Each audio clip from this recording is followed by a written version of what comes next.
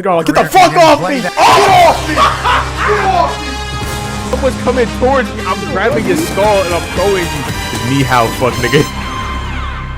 They got the most terroristic DBs of all time. And with another eventful week of college football down the drain, I am here with my co-host Jordan to give you our full review for the college football week 6 slates. And I'll be honest with you, a lot of things that happened today should not have happened. And a lot of people, by Monday may be getting fired and no longer being a coach in, the world of college football. But without further ado, we're not going to waste no more time, man. Jordan, go ahead and take it away, bro. Let's go down to Georgia, man. Georgia and Kentucky. Let me just say this right now. This game did not at all make up for what happened last week. The atrocities of the Georgia offense, like Gunnar Stockton constantly shitting himself on a weekly basis on Saturdays, continues this week. Don't let the score fool you. This game wasn't the best game for Georgia at all. And the fact that Cutter Bowley played a decent game against them should clue you into the fact that this isn't the Georgia team of past. I honestly don't know what to say, man. Kirby Smart, he's one of the great minds of college football. But, you're on your way to thin ice, pal. The hot seat. I'm not saying you're on the hot seat, man, but the seat is starting to heat up. Because these are not the results of a Georgia team that is expected to win. And I don't think, here's the thing, not all coaches, they're not going to be on the same level as Kirby. He's going to get his boys into the playoffs. But honestly, are they going to win anything? Like, if we're being honest, even if they get there, are they going to win anything? That's the real question Georgia fans should start asking. It's not if they can make the playoffs. What are they going to do if they get there? That's all I got to say for that game. Oh, man, speaking of the disappointing game, Michigan versus Wisconsin. And I'm going to be straight up right now. Michigan, y'all need to get some wide receivers, bro. I don't know if y'all need to go down to Timberview, sign to get some young boys from out there. Y'all need to go up to Boise State, pick up some people. But Michigan's lack of passing the football is eventually going to bite them in the ass and be the downfall and the reason they don't win a championship or contend for the playoffs. Their offense is too one-dimensional. Oklahoma exposed that.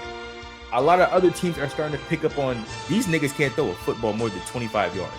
And it's starting to become more and more of an issue when you have players dropping passes, Bryce not getting the chance to even throw the football, and just so many other things going wrong. If I'm Michigan, you need to get wide receiver one, and you need to do it ASAP if you want to contend for championships. But that's all I got to say about that one. All right, man. Let's talk about Syracuse, man. Remember 2 weeks ago when Syracuse, they were considered legit contenders, man? Yeah, me neither, man. Steve Angeli left.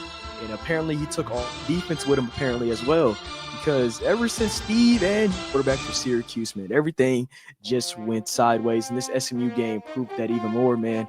Kevin Jennings had his way with this defense. 4 touchdowns on the day. Just turned them boys inside out. There's really nothing to say about Syracuse, man. I didn't think losing a quarterback also meant losing all your defensive backs, linebackers, and D linemen. But apparently they all were working out together. I guess they were best friends. So they lost Angeli, they just lost all motivation in the games. But SMU, great win. Probably going to take the ACC. It's not really that hard of a competition. It's a whole lot of bullshitters up there. So it really doesn't matter who comes out of there, because none of them are making the college football championship. But that's all I got to say about that. Oh, man, speaking of another team that decides to go out there and get plastered because all remnants of that team left with one man took off, Texas versus Florida. And my God, I'm going to be honest, Texas, we got to have a conversation.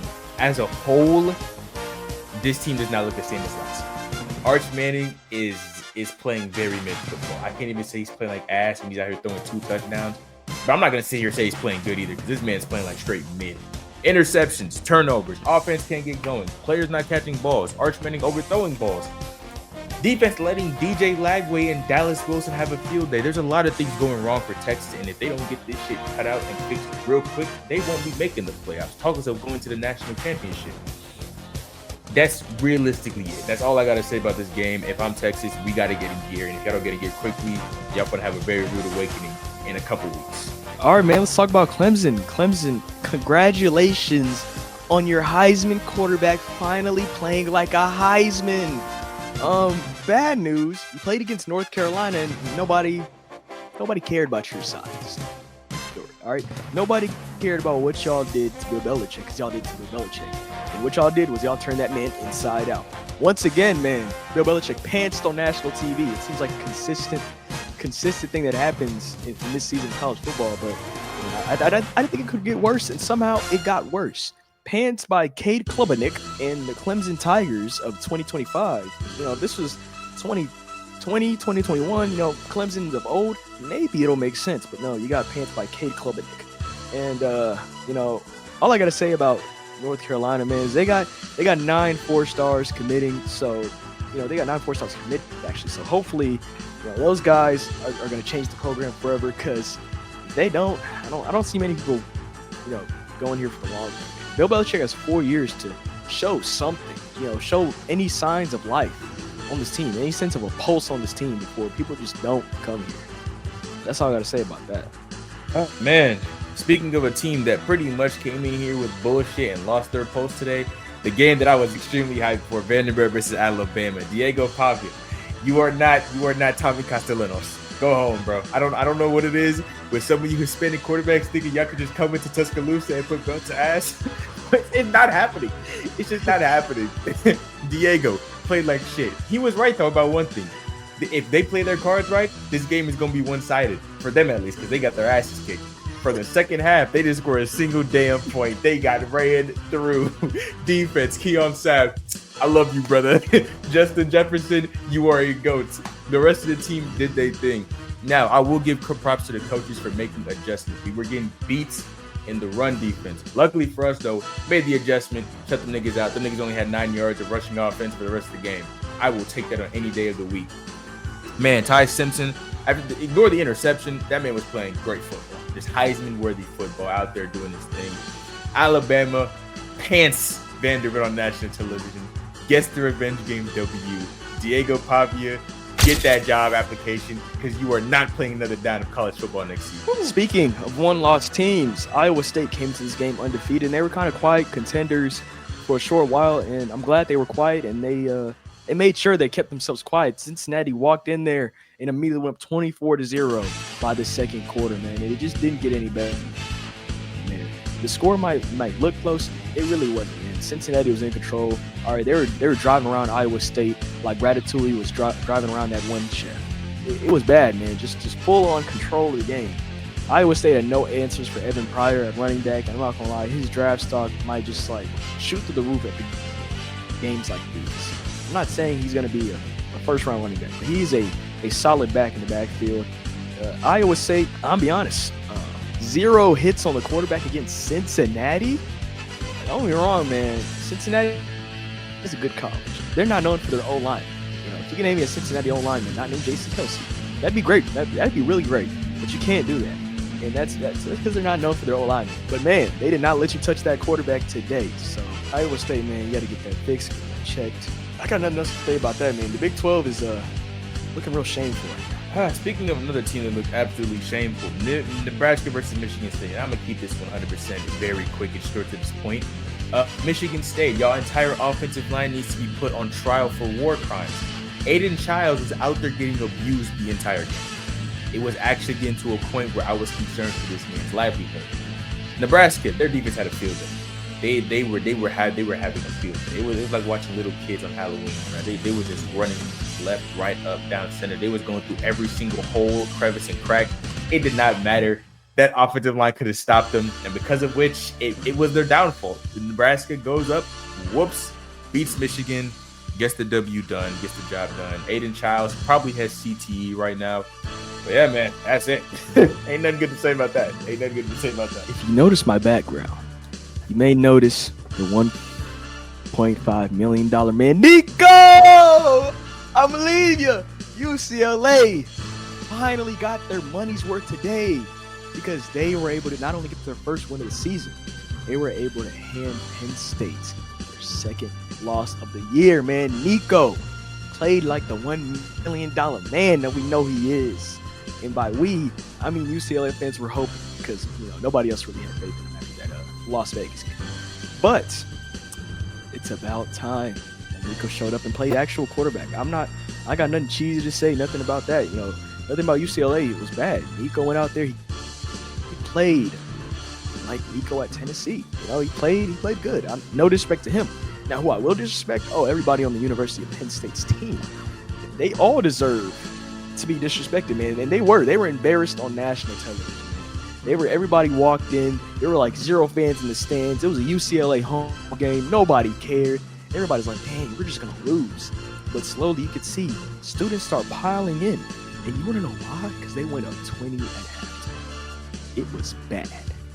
And it got kind of better. Penn State tried to come back. And don't get me wrong, man, it would have been hilarious if they did. Here's the thing. This game, for me as a content creator, it was a win-win situation.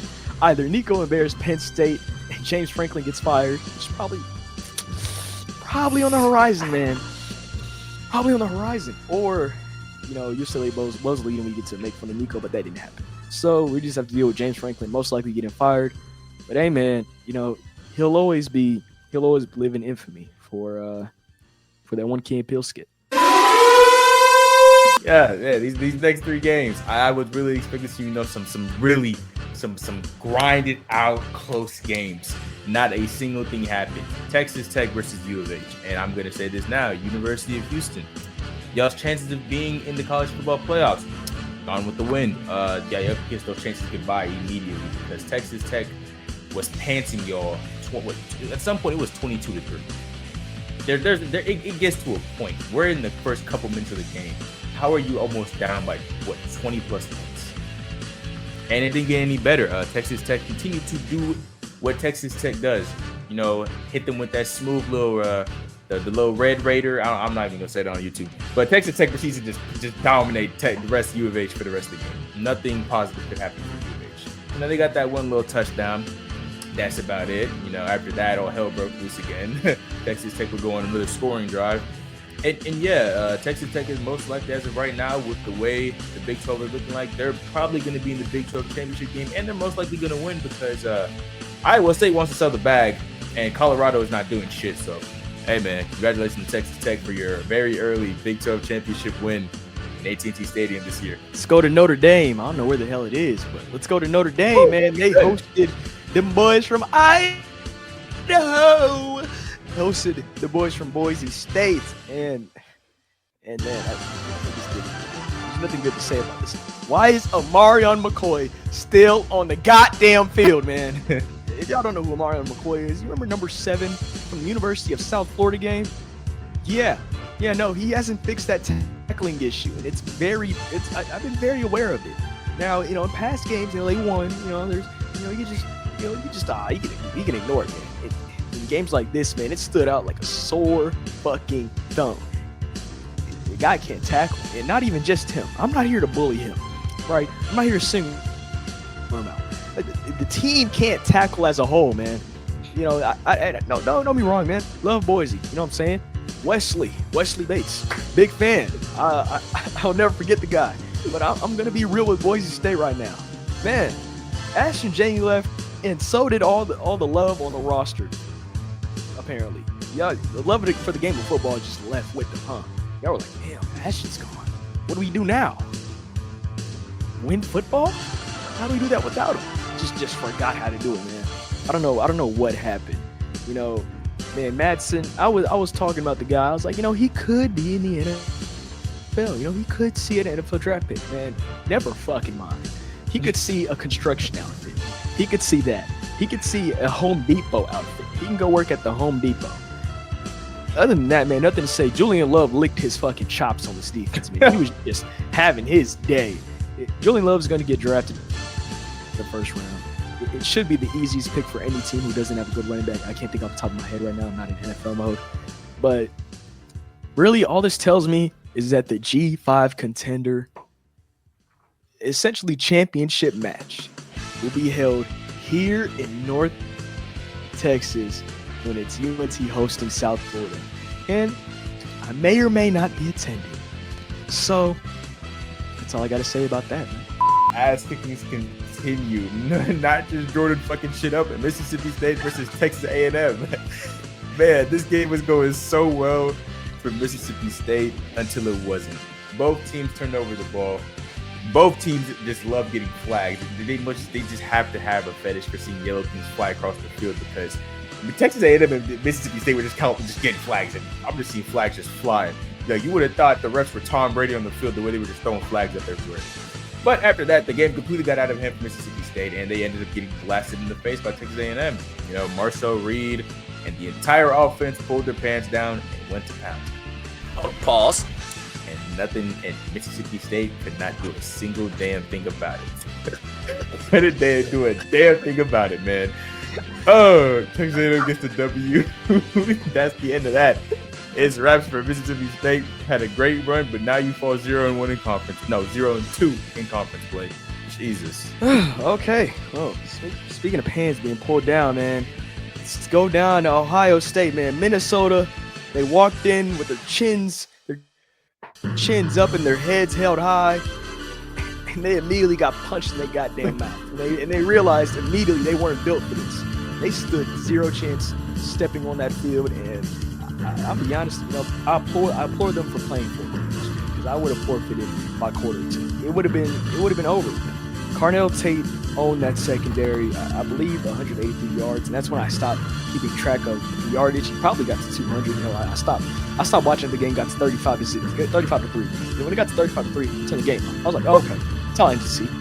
They end up scoring more touchdowns. A touchdown, I don't know, but if he got more yards after that, hey, but that's on me. Put it up on screen right now how many total yards. I'm pretty sure it was 183. Ohio State, I'm not gonna lie, man, these are national champions. It's bad to say. Cardinals are national champions for 2 years. I have no idea who's gonna step up to them and say, you know, no, we are the national champions. I don't know who's gonna do that. Just, hey, put that shit down. Nobody's guarding Jeremiah Smith. Put that shit down. Could it be me though? Could not be me. Bama. Ohio State national championship game.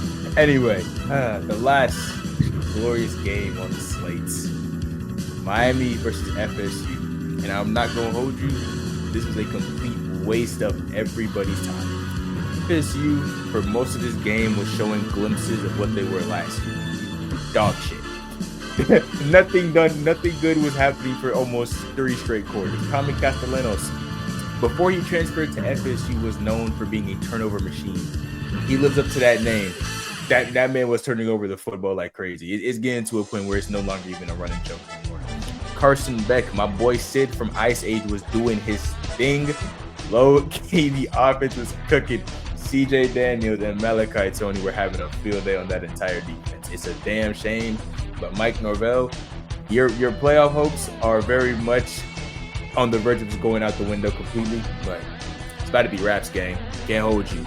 Yeah, FSU is not that team. Like the fluke against Alabama week 1 was great for everybody. You know, just talk shit about Bama. But after that, bro, all hell broke loose. They lost to Virginia. They then lose to Miami. And to be honest, it's not really looking too good for them. Albeit they did start to come back a little bit in the 4th quarter and then choked. So I mean, hey, it is what it is. But yeah, man, it's FSU loses. Miami Hurricanes, hold on, pull out the W out of Tallahassee. And, retain their spot in the rankings. It is what it is. But with that being said, that will be the end of our college football week 6 review. Comment down below, what was your favorite game today? Me personally, watching Diego Pave get slammed around was peak cinema. Peak cinema right there.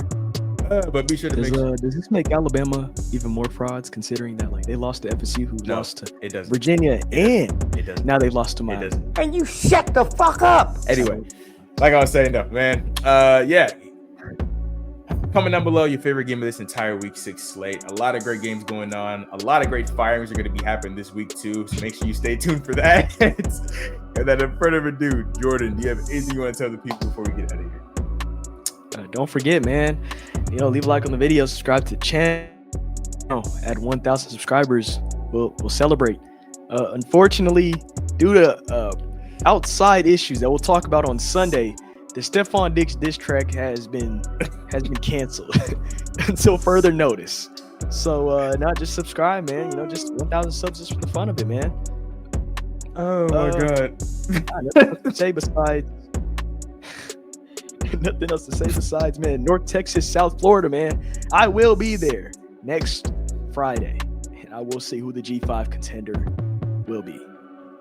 And with that, we out.